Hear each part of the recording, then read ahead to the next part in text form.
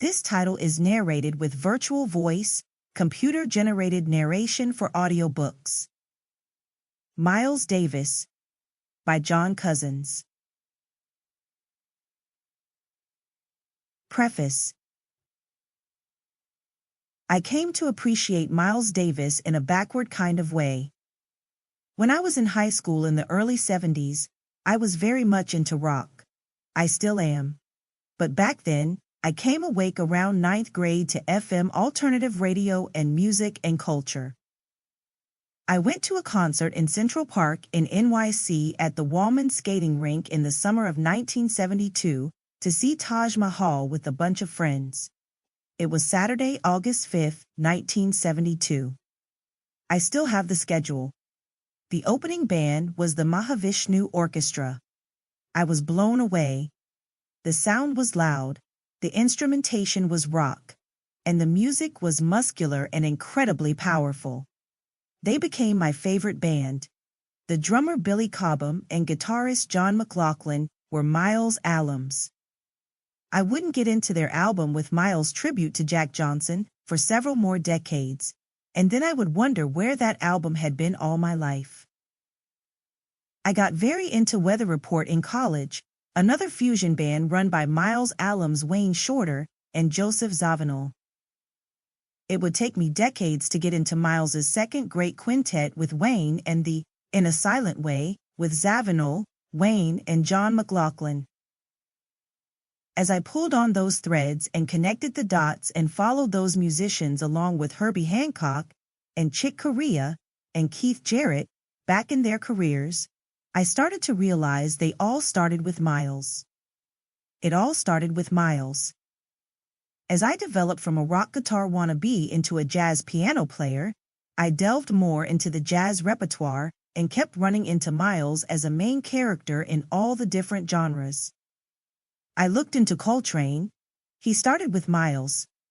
I looked into Cannonball. He began with Miles. Bird. Miles was there.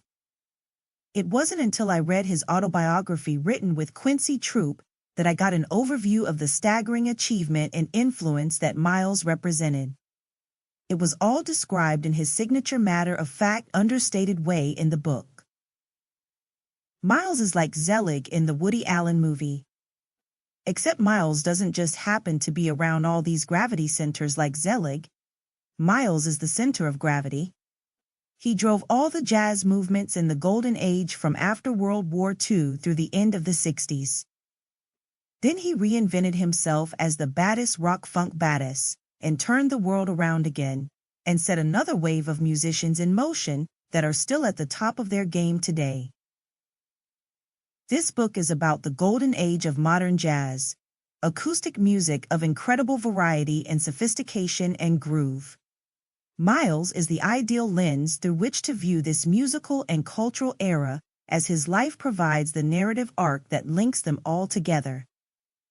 He was the prime mover in creating all the genres of that time: bebop, cool jazz, hard bop, post-bop, modal, third stream, free, time no changes. He also appropriated much of the great American songbook popular standards and transformed them into jazz-blowing vehicles and giving those classic songs a new lease on life. I hope you enjoy this book as much as I enjoyed researching and writing it. I have come upon all kinds of revelations and epiphanies and dot connecting in the process, and I hope you experience some of the same. Introduction. In the mid-20th century, there were unprecedented modernist influences on architecture, furniture, graphic, and industrial design. Mid-century modern is still a sought-after period for collectibles because these designs were practical, functional, and beautiful. Designers created new forms of furniture, buildings, homes, logos, and products. Designers such as Eero Saarinen, Russell Wright, Alvin Lustig, and Charles and Ray Eames created vases, chairs, book covers, and homes that combine innovation, practicality, and beauty. Forms became sleek and streamlined and stripped of superfluous. Para seguir escuchando este audiolibro gratuitamente, haz clic en el enlace de la descripción y podrás escucharlo completo sin coste gracias a la prueba de 30 días de Audible.